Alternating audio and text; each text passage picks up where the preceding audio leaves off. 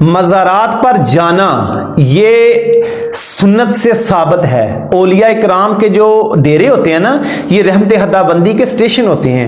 یہ جو بندے کہتے ہیں نا کہ ہر جگہ اللہ سے مانگ لیا کرو، اللہ ہر جگہ موجود ہوتا ہے، کیا تمہیں زیادہ پتا ہے اللہ ہر جگہ موجود ہوتا ہے یا حضرت زکریا علیہ السلام کو پتا تھا؟ جب حضرت زکریا علیہ السلام مریم کے حجرے میں گئے تو کیا اس سے پہلے اپنے لیے اولاد نہیں مانگتے تھے؟ کیا ان کو نہیں پتا تھا کہ اللہ ہر جگہ موجود ہے؟ جب زکریا کے حجرے میں گئے تو بے موسم پھل پڑے دیکھے، فرمایا زکریا یہ کہاں سے آتے ہیں؟ تو کہا یہ میں شاخ لاتی ہوں، اللہ مجھے عطا کرتا ہے۔ تو زکریا علیہ السلام سمجھ گئے کہ یہ اللہ کی خاص ولیہ ہے۔ پھر اللہ کا قرآن کہتا ہے ایسے ایسے ایسے ہاتھ ہنالی کا دعا زکریا، کہ زکریا علیہ السلام نے ہاتھ اٹھا کر بتا دیا کہ اولیاء بے شک اللہ ہر جگہ موجود ہے، لیکن اولیاء اکرام کی درگاہیں، اولیاء اکرام کے ڈیرے، اولیاء اللہ کا قرب، یہ اللہ رحمت خدا بندی کے اسٹیشن ہوتے ہیں۔ اور مزارات پر جانا اور حاجت پوری کروانا فقہ کے امام شافعی، آپ امام بخاری کے استاد ہیں، جو تم بخاری کرتے ہو نا، امام شافعی جو ہے نا،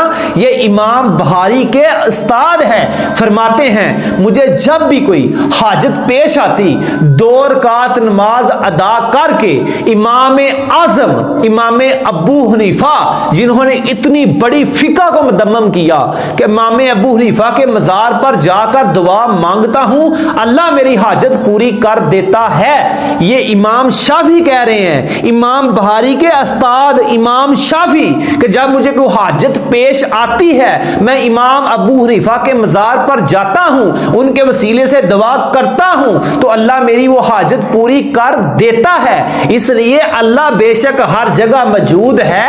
یہ شارق کے قریب اللہ کہنے والوں، ہمیں بھی پتا ہے اللہ شارق سے بھی زیادہ قریب ہے، لیکن رحمت خدا بندی کے سٹیشن اولیاء اکرام کی درگاہیں ہیں، اولیاء اکرام کے قرب ہیں۔ بے شک اللہ ہر جگہ سنتا ہے، لیکن وہاں اللہ جلدی تمہاری سن لیتا ہے۔ اس لیے ایسے فتوے نہ جھاڑا کرو ہم پہ۔